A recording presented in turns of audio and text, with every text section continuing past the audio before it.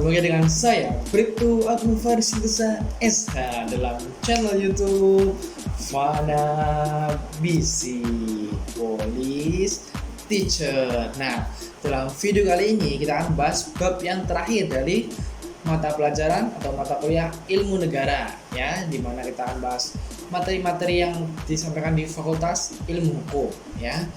Nah, dalam bab ke-10 ini yang terakhir adalah tentang partai politik dan pemilihan umum. Nah, untuk mengasihkan materinya, seperti biasa saksikan setelah intro yang satu ini. Intro, mainkan.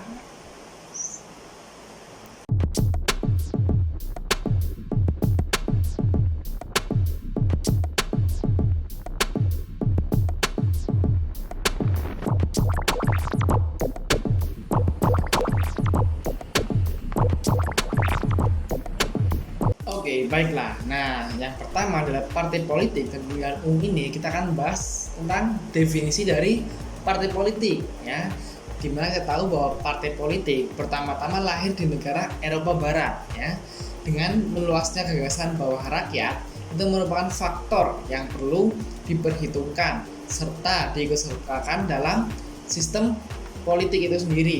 Nah, maka partai politik itu telah lahir secara spontan, jadi lahir dengan sendirinya, ya, dan berkembang menjadi penghubung antara rakyat satu dengan pihak-pihak lain yang ada di pemerintahan, ya. Nah, secara umum dapat dikatakan bahwa partai politik itu adalah suatu kelompok terorganisir yang anggota-anggotanya mempunyai orientasi masing-masing, mempunyai nilai-nilai dan cita-cita yang sama. Tujuan kelompok ini adalah untuk memperoleh kekuasaan politik yang biasanya dengan cara konstitusional untuk melaksanakan programnya masing-masing dari tiap-tiap partai politik tersebut. Nah, banyak definisi yang membuat para sarjana politik atau sarjana hukum mempunyai gagasan atau definisi masing-masing. Yang pertama ada menurut Zygmunt Neumann, ya, di mana partai politik adalah organisasi dari aktivitas-aktivitas politik yang berusaha untuk menguasai kekuasaan pemerintahan, ya, serta merebut dukungan dari rakyat melalui persaingan dengan satu golongan atau golongan-golongan lain yang mempunyai pandangan-pandangan yang berbeda. Nah, menurut Zygmunt Neumann ini bahwa partai politik itu merupakan perantara yang besar, ya, yang menghubungkan kekuatan-kekuasaan dan ideologi sosial dengan lembaga-lembaga pemerintahan yang resmi. Kemudian yang kedua kita kenal dengan Giovanni Sartoni, ya. Dia membahas bahwa partai politik adalah suatu kelompok politik yang mengikuti pemilihan umum dan melalui pemilihan umum itu mampu menempatkan calon-calonnya untuk menduduki jabatan-jabatan publik. Kemudian ada lagi Karl Friedrich, ya. Partai politik adalah sekelompok manusia yang terorganisir secara stabil dengan tujuan merebut atau mempertahankan penguasaan terhadap pemerintah bagi pimpinan partainya sendiri. Dan berdasarkan penguasaan ini memberikan anggota partainya kemanfaatan yang bersifat ideal serta material. Nah, sedangkan tahu sendiri secara umum bahwa partai politik itu adalah suatu organisasi yang bersifat nasional dan dibentuk oleh kelompok warga negara Indonesia secara sukarela atas dasar kesamaan kehendak dan cita-cita untuk memperjuangkan dan membela kepentingan politik anggota, masyarakat, bangsa, dan negara serta memelihara keutuhan Negara Kesatuan Republik Indonesia berdasarkan Pancasila dan Undang-Undang Dasar Negara Republik Indonesia tahun 1945. Nah, hal tersebut tercantum dalam pasal 1 Undang-Undang Nomor 22 tahun 2014 tentang pemilihan gubernur, bupati, dan wali kota. Selanjutnya kita membahas tentang fungsi partai politik. Dalam partai politik ini mempunyai fungsi apa sih? Kenapa ada partai politik? Yang pertama yaitu sebagai sarana komunikasi antar partai politik, ya. Sarana komunikasi ini dikandung maksud untuk komunikasi dari masyarakat ke sistem pemerintahan yang lebih atas lagi atau orang-orang yang menduduki jabatan di pemerintahan, ya. banyak ragam pendapat dan aspirasi yang berkembang di dalam masyarakat.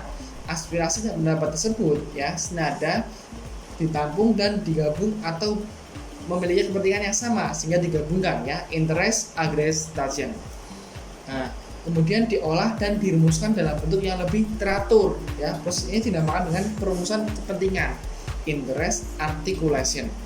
Agregasi ini merupakan artikulasi dari salah satu fungsi komunikasi suatu partai politik itu sendiri.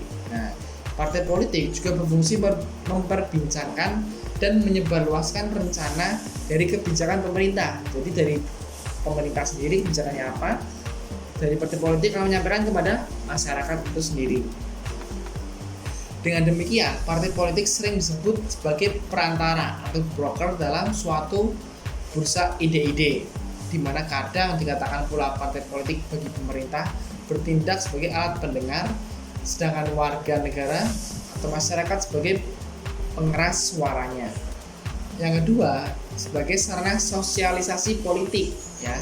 Sosialisasi politik diartikan sebagai suatu proses yang melalui seorang memperoleh sikap dan orientasi terhadap fenomena politik yang umumnya berlaku dalam masyarakat di mana ia berada. Ia adalah bagian dari proses yang menentukan sikap politik seseorang. Yang ketiga, sebagai sarana rekrutmen politik. Fungsi ini berkaitan erat dengan masalah seleksi kepemimpinan, baik kepemimpinan internal partai maupun kepemimpinan nasional yang lebih luas lagi. Untuk kepentingan internalnya, setiap partai butuh kader-kader yang berkualitas ya, karena hanya dengan kader yang demikian ia dapat menjadi partai yang mempunyai kesempatan yang lebih besar ya untuk mengembangkan diri. Rekrutmen politik ini menjamin kontinuitas dan kelestarian partai ya, sekaligus merupakan salah satu cara untuk menjaring dan melatih calon pemimpin atau kader-kader pemimpin selanjutnya. Yang keempat, kita akan membahas tentang sebagai sarana pengaturan konflik ya. Potensi konflik selalu ada di setiap masyarakat, apalagi di setiap masyarakat itu bersifat heterogen ya. Apakah arti segi etnis, sosial, ekonomi maupun agama. Di sini peran partai politik itu diperlukan untuk membantu mengatasinya, atau sekarang kurangnya itu dapat diatur demikian rupa sehingga akibat negatifnya dapat ditekan seminimal mungkin ya. Elit politik dapat menumbuhkan pengertian di antara mereka dan bersamaan itu juga meyakinkan pendukungnya. Oleh karena itu, partai politik dapat menjadi penghubung sosiologis atau psikologis dari organisasional antar warga negara dengan pemerintah.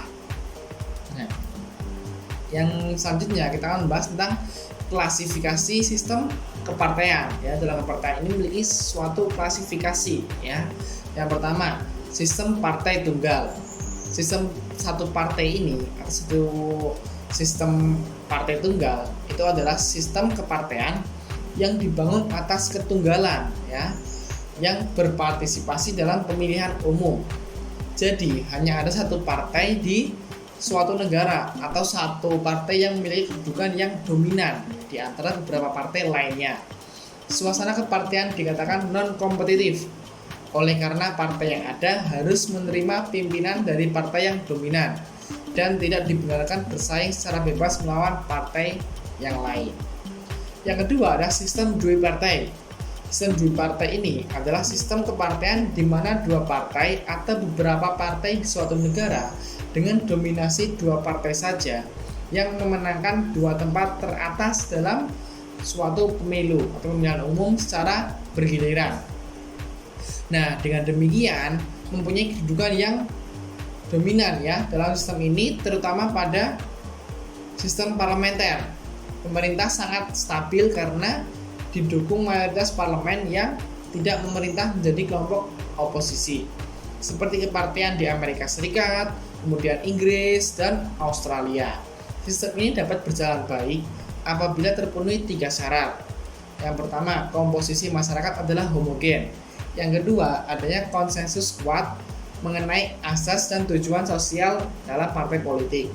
Yang terakhir, yang ketiga, adanya kontinuitas dalam sejarahnya.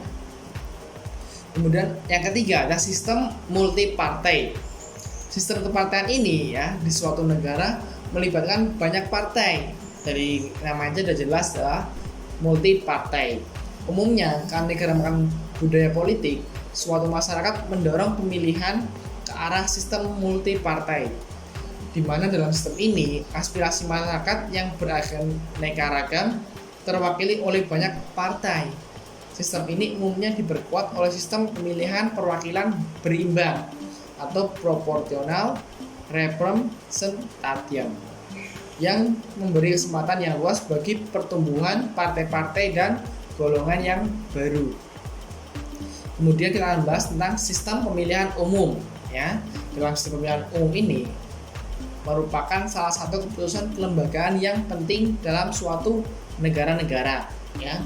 Dalam hal ini, negara berupaya untuk menegakkan keberadaan dan kualitas dalam sistem politik dari negara-negara itu masing-masing.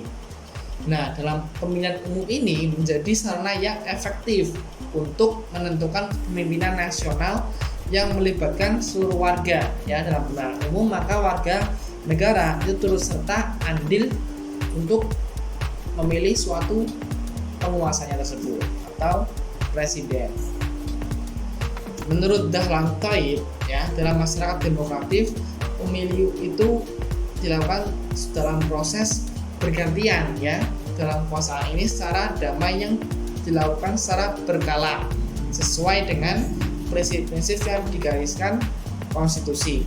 Menurut Kusnadi ya dan Harmeli Ibrahim mengatakan bahwa pemilu itu bertujuan untuk memungkinkan terjadinya peralihan pemerintahan secara aman dan tertib untuk melaksanakan kedaulatan rakyat dan melaksanakan hak asasi manusia. Sistem politik umat Islam di masa klasik, sirkulasi kekuasaan tidak ditentukan oleh pemilu dengan prosedur-prosedur yang ketat. Prinsip yang disediakan dalam doktrin Islam adalah syura atau musyawarah.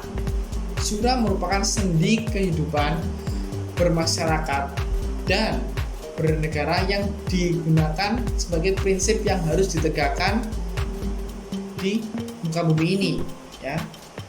Mengenai cara bermusyawarah, lembaga pemusyawaratan, cara pengambilan keputusan dan aspek-aspek lainnya diserahkan kepada kelompok manusia untuk mengaturnya. Jadi sebagai prinsip musyawarah adalah syariah. Kusnadi dan Harmeli Ibrahim mengemukakan dua sistem pemilu, antara lain yaitu sistem pemilihan mekanis dan sistem pemilihan organis. Kita bahas yang pertama yaitu sistem pemilihan yang mekanis, menempatkan rakyat sebagai suatu individu yang sama. Sistem ini mengutamakan individu sebagai pengendali hak pilih aktif dan memandang rakyat sebagai individu yang masing-masing mengeluarkan satu suaranya masing-masing ya. Jadi individu itu memiliki satu suara untuk pemilihan. Dalam sistem ini, partai-partai yang mengorganisir dan memimpin pemilihan tersebut berdasarkan sistem biparti atau multiparti, liberalisme, sosialisme, atau uniparti komunisme. Badan perwakilan berfungsi untuk kepentingan seluruh rakyat. Sistem pemilihan organis menempatkan rakyat sebagai sejumlah individu yang hidup bersama dalam berbagai macam persekutuan hidup berdasarkan genealogis, rumah tangga, kemudian keluarga.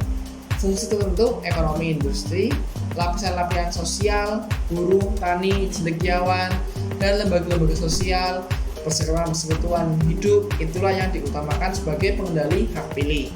Partai politik tidak perlu dikembangkan karena pemilihan diselenggarakan dan dipilih oleh tiap-tiap persekutuan hidup dalam lingkungannya sendiri. Badan perwakilan berfungsi mewakili kepentingan khusus persekutuan hidup itu. Sistem pemilihan mekanis dapat dilaksanakan dengan dua cara, yaitu sistem distrik, mayoritas atau single member constitution, dan sistem proporsional atau multi member constituencies. Kemudian muncul variasi antara kedua sistem tersebut, muncul sistem pemilu campuran. Yang pertama kita bahas tentang sistem distrik, ya, didasarkan atas kesatuan geografis yang biasanya disebut distrik karena kecil daerahnya yang diliput. Oke. Nah, yang memiliki satu wakil dalam Dewan Perwakilan Rakyat dinamakan sistem distrik karena wilayah negara dibagi dalam distrik-distrik pemilihan yang jumlahnya sama dengan jumlah anggota DPR atau anggota parlemen. Disebut sistem mayoritas karena setiap distrik diwakili oleh satu orang yang memperoleh suara terbanyak atau mayoritas yang sederhana. Hal ini berarti setiap suara itu tidak mencapai mayoritas, jadi suara tersebut tidak dihitung atau dikatakan hilang, ya. Selanjutnya, keuntungan dari sistem distrik. Sistem ini lebih mendorong ke arah integritas partai-partai politik, ya, karena kursi yang diperebutkan itu dalam setiap distrik pemilihan hanya satu. Kemudian ada lagi fragmentasi partai dan kecenderungan membentuk partai politik yang baru dapat dicegah sehingga dapat mendorong ke arah penyederhanaan partai politik. Wakil yang dipilih dapat dikenal baik oleh para pemilihnya, sehingga hubungan dengan konstituen lebih dekat. Si wakil akan lebih cenderung untuk memperjuangkan kepentingan dari distriknya sendiri. Kemudian yang keempat, bagi partai besar, sistem ini menguntungkan karena melalui distorsi efek dapat meraih suara dari pemilihan-pemilihan lain sehingga memperoleh kedudukan yang mayoritas, ya. Jadi sudah besar makin besar, ya. Partai lebih mudah mencapai kedudukan mayoritas sehingga tidak diperlukan koalisi dengan partai lain. Hal ini akan mendukung stabilitas nasional.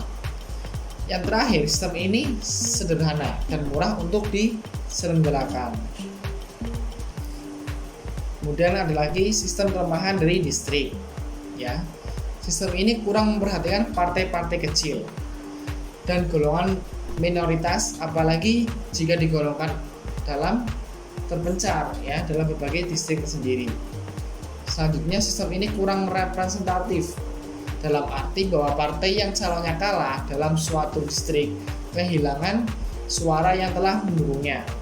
Sistem distrik dianggap kurang efektif dalam masyarakat yang plural karena terbagi dalam kelompok etnis, religius, dan lain sebagainya.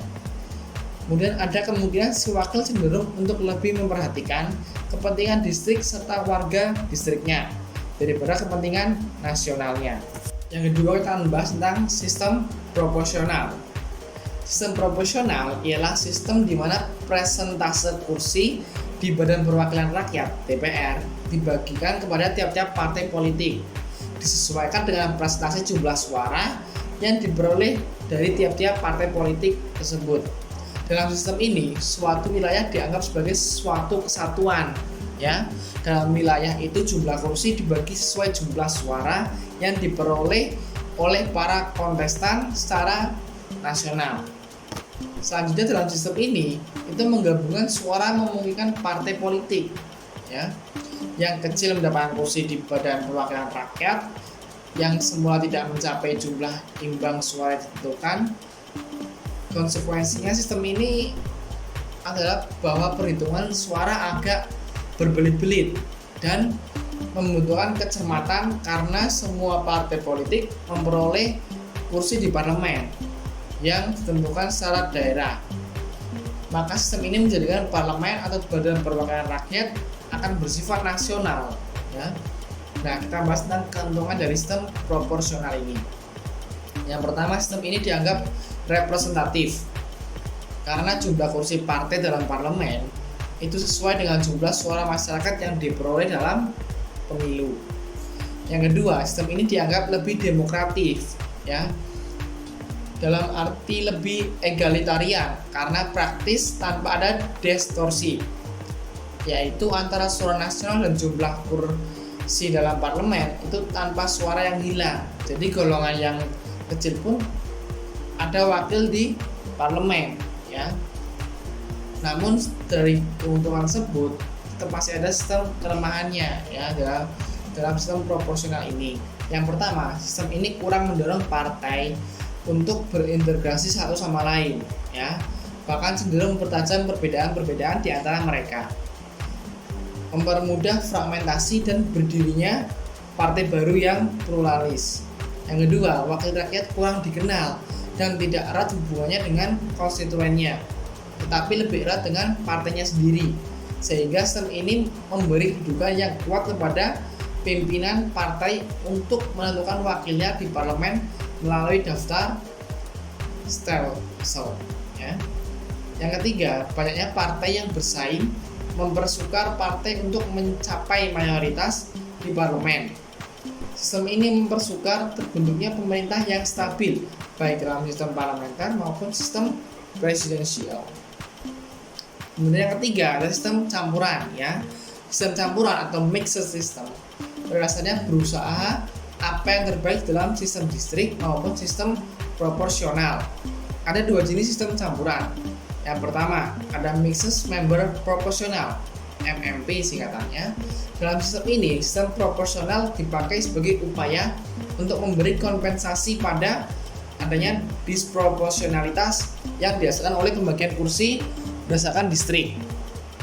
Ketika ada satu partai yang secara nasional mampu memperoleh 10%, tetapi berdasarkan distrik partainya tidak satu pun memperoleh kursi, sebagai kompensasinya dipakailah sistem proporsional yang memungkinkan partai tersebut memperoleh kursi yang tidak jauh berbeda dengan perolehan suaranya. Yang kedua adalah sistem paralel system. Dalam sistem ini proportional representation dan sistem distrik dijalankan secara bersama-sama. Akan tetapi perhitungan suaranya itu tidak melalui kombinasi sebagaimana yang ada dalam MMP, melainkan berjalan sendiri manakala tidak ada kursi yang didapat melalui sistem distrik. Proses perhitungannya menggunakan proportional representation. Sistem campuran sebagai contoh di Jerman ya, yang ada saat ini ya, kita sebenarnya sistem pemilu di Jerman menggabungkan kedua sistem distrik dan sistem proporsional. Setengah dari parlementer atau parlemen itu sendiri dipilih dengan sistem distrik dan setengahnya lagi dipilih dengan sistem proporsional. Sistem pemilihan mempunyai dua suara. Pemilih memilih calon atas dasar sistem distrik sebagai suara pertama dan pemilih itu memilih partai dasar sistem proporsional sebagai suara yang kedua. Dengan menggabungkan ini diharapkan tidak terlalu besar efeknya. Selain Jerman, negara seperti Swedia, Italia, dan Indonesia memiliki banyak partai politik. Ada upaya untuk mengurangi jumlah partai politik yang memperoleh kursi di parlemen melalui kebijakan electoral threshold. Konsep ini menentukan jumlah suara minimal yang diperlukan oleh suatu partai untuk memperoleh kursi dalam parlemen. Ya.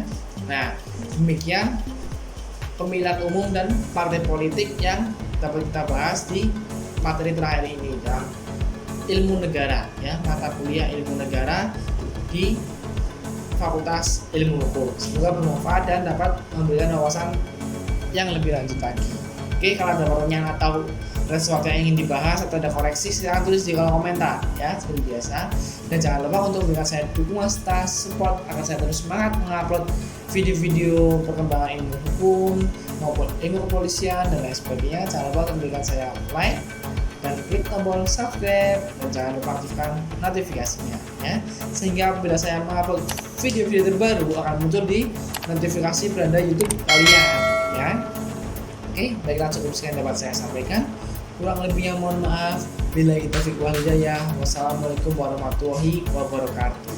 Seperti biasa, salam sehat ilmu, salam semangat, salam sukses, salam hebat. Yes.